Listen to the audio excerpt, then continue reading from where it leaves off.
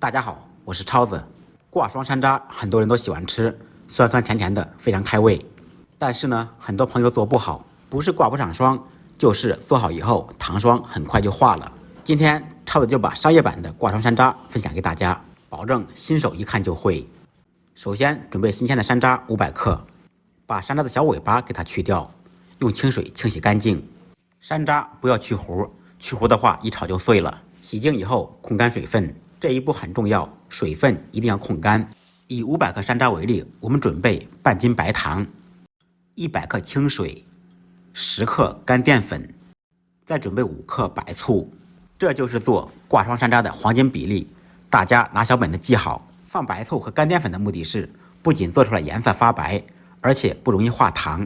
起锅先不要开火，放入清水，放入准备好的干淀粉，用勺子给它搅拌均匀。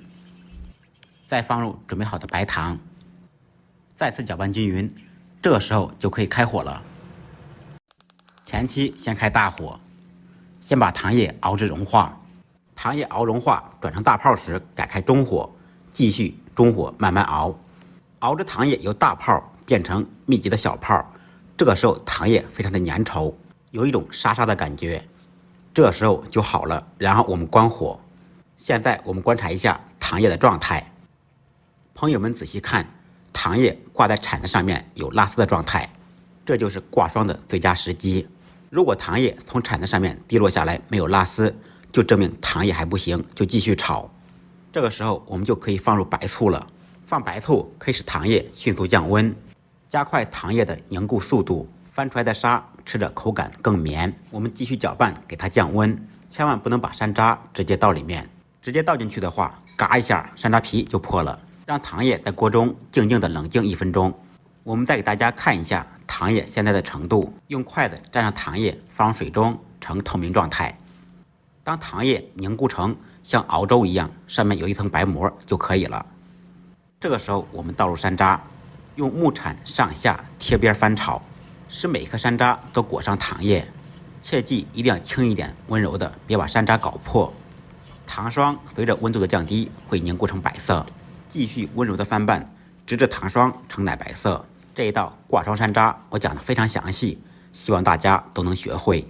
看一遍，如果您学不会，可以点赞、转发、收藏。有时间您就看一下，再不行就提着锅来找我，我亲自教你做。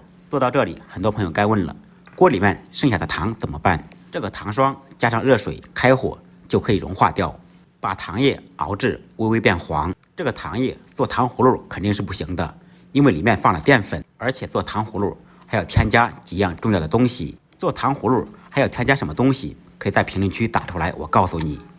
我们就把剩下的糖液做一道拔丝山楂给孩子吃，也是不错的选择。这样就避免了糖霜浪费。这个锅其实很容易刷的，加入清水加热就可以了。关于挂霜菜，您学会了没有？